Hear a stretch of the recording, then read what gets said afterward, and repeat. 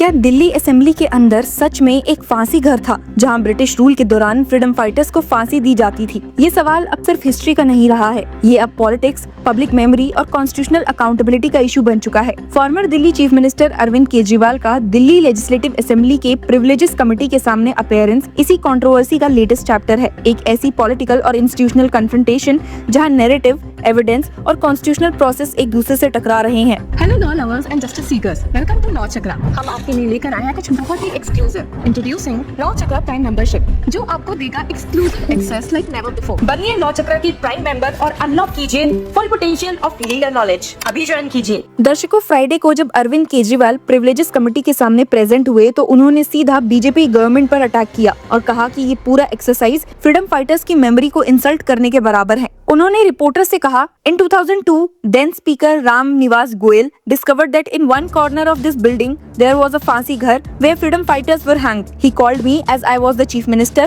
and said we should open it for tourists. Arvind Kejriwal ने याद दिलाया कि उस वक्त आम आदमी पार्टी गवर्नमेंट ने इस स्ट्रक्चर को रिस्टोर करवाया और 2022 में फॉर्मली इनॉग्रेट भी किया, लेकिन उनका एलिगेशन है कि फरवरी 2025 में दिल्ली में बीजेपी गवर्नमेंट आने के बाद नैरेटिव कम्प्लीटली चेंज कर दिया गया। उन्होंने कहा, I inaugurated it, but since the BJP came to power, they have been trying to prove that it was not a फांसी घर but a tiffin room. I believe there could be no greater insult to freedom fighters than this. आम Aadmi party chief का claim है कि BJP इस issue को political controversy में convert कर रही है, जबकि दिल्ली के रियल गवर्नेंस इश्यूज कई ज्यादा सीरियस हैं। उन्होंने कहा है, the BJP only wants to do politics. Is this the only issue left in Delhi? People of Delhi are upset. They are remembering the आम आदमी पार्टी गवर्नमेंट। ये कंट्रोवर्सी असल में एक रेनोवेटेड सेक्शन को लेकर है जो दिल्ली असेंबली कॉम्प्लेक्स के अंदर है। आम आदमी पार्टी का क्लेम है कि ये ब्रिटिश एरा गैलोज चैम्बर था, यानी एक एग्जीक्यूशन रूम जहां फ्रीडम फाइटर्स को फांसी दी जाती थी। बीजेपी का क्लेम बिल्कुल ऑपोजिट है। बीजेपी लीडरशिप का कहना है कि ये स्ट्रक्चर हिस्टोरिकल गैलोज नहीं बल्कि एक ऑर्डिनरी टिफिन रूम था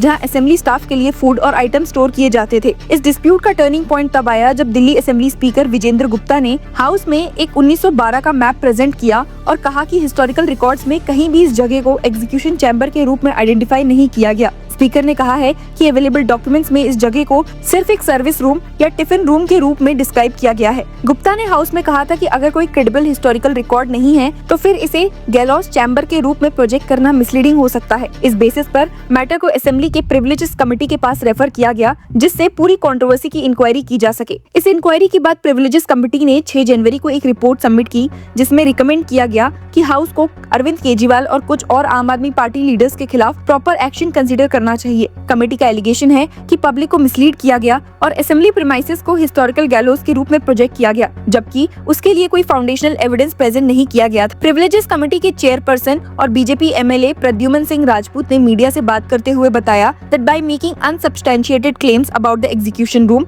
आम Aadmi Party misled the public and insulted the memory of martyrs. MLA Pradyuman Singh Rajput ने फर्दर कहा है कि इंक्वायरी के दौरान कमेटी को कोई कॉन्क्रीट हिस्टोरिकल डॉक्यूमेंट नहीं दिया गया जो प्रूव करे कि ये जगह ब्रिटिश एरा एग्जीक्यूशन चैम्बर थी। उन्होंने कहा, it is deeply concerning that those who held such high constitutional offices could not present a single factual document or piece of evidence before the committee to support their claims. इसके जवाब में अरविंद केजरीवाल ने भी committee के सामने अपना stance repeat किया और कहा कि अगर बीजेपी ये क्लेम कर रही है कि स्ट्रक्चर सिर्फ टिफिन रूम था तो फिर उसका हिस्टोरिकल प्रूफ भी पब्लिक डोमेन में प्रेजेंट किया जाना चाहिए। उन्होंने कहा, I asked the committee what evidence they have that it was a tiffin room.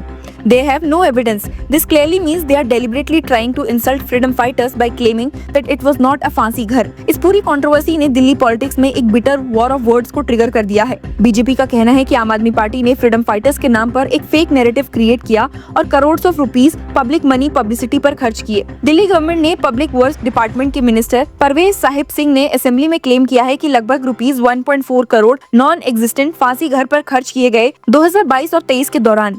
Speaker Vijendra Gupta ने प्रेस कॉन्फ्रेंस में कहा, Kejriwal and his colleagues misled the nation by making claims about a फांसी घर in the assembly premises and linking it with the sentiments of martyrs. Gupta ने ये भी कहा है कि कमेटी के सामने एक और इशू एस्टैब्लिश हो चुका है, वो है समन्स के बावजूद कमेटी के सामने अपेयर ना करने का। उन्होंने कहा, one issue has been established, failure to appear before the committee when summoned. The committee will submit its report on this matter. Privileges committee का रोल पार्लियामेंट्री डेमोक्रेसीज में काफी सिग्निफिकेंट होता है। ये कमेटी लेजिस्लेचर की डिग्निटी और authority को protect करने के लिए रिस्पॉन्सिबल होती है। अगर किसी मेंबर या पब्लिक अथॉरिटी पर एलिगेशन हो कि उन्होंने हाउस को मिसलीड किया या हाउस की अथॉरिटी को अंडरमाइन किया है तो कमेटी इंक्वायरी कर सकती है। इसी रीजन से अरविंद केजरीवाल के अलावा 3 और आम आदमी पार्टी लीडर्स को भी कमेटी के सामने अपेयर होने के लिए समन किया गया था। इस कंट्रोवर्सी का एक और इंटरेस्टिंग डायमेंशन ट्रांसपेरेंसी को लेकर भी सामने आया। अरविंद केजरीवाल ने कमेटी को एक लेटर लिखकर रिक्वेस्ट की थी कि प्रोसीडिंग्स को लाइव स्ट्रीम किया जाए ताकि पब्लिक भी देख सके कि इंक्वायरी कैसे कंडक्ट हो रही है। अपने लेटर में अरविंद केजरीवाल ने लिखा था, my appearance is without prejudice to my legal and constitutional rights. In the interest of transparency and public accountability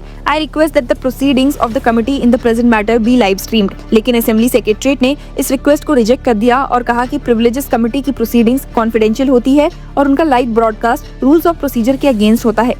official communication में कहा गया, the proceedings of the committee of privileges are confidential and the rules of procedure do not permit their live streaming. Secretariat ने यह भी clarify किया कि parliament का या किसी स्टेट लेजिस्लेचर में प्रिविलेजेस कमेटी की सिटिंग्स का टेलीकास्ट करने का कोई प्रेसिडेंट नहीं है।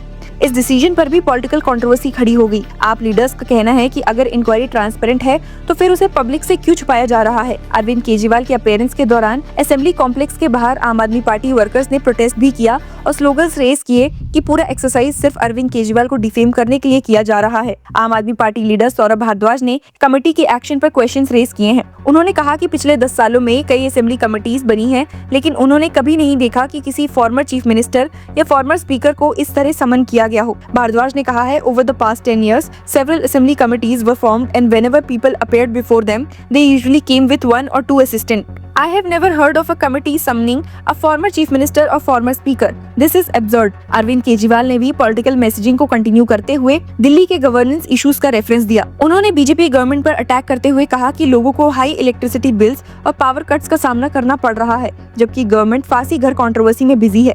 उन्होंने कहा, people are receiving electricity bills worth thousands of rupees coupled with power cuts while there is a chaos everywhere। साथ ही अरविंद केजरीवाल ने ये भी कहा कि उन्हें पावर पॉलिटिक्स से ज्यादा दिल्ली की गवर्नेंस की चिंता है। उन्होंने कहा, I would gladly share my experience of running the government of Delhi. It does not matter to me which party is in power. I only want Delhi to function well। फांसी घर controversy अब सिर्फ एक architectural dispute नहीं रही, ये एक symbolic political battle बन चुकी है, जहां हिस्ट्री, नेशनलिज्म और पॉलिटिकल लेजिटिमेसी सब एक नैरेटिव के अंदर मर्ज हो गए हैं। एक तरफ आम आदमी पार्टी का क्लेम है कि बीजेपी फ्रीडम फाइटर्स की मेमोरी को ट्रिवलाइज कर रही है, तो दूसरी तरफ बीजेपी का कहना है कि आपने हिस्टोरिकल फैक्ट्स डिस्टॉर्ट करके पॉलिटिकल सिंबोलिज्म क्रिएट किया। अब फाइनल डिसीजन प्रिविलेजेस कमेटी की रिपोर्ट और दिल्ली असेंबली के सब्सिक्वेंट एक्शन पर डिपेंड करेगा। अगर कमेटी कंक्लूड करेगी कि हाउस को मिसलीड किया गया था, तो लेजिस्लेटिव प्रिविलेजेस के अंडर एक्शन लिया जा सकता है, जो रेप्रिमांड से लेकर प्रिविलेजेस ब्रीच प्रोसीडिंग्स तक जा सकता है। आप इस पूरी कंट्रोवर्सी को किस तरह देख रहे हैं, हमें जरूर बताइए एंड कीप फॉलोइंग अस।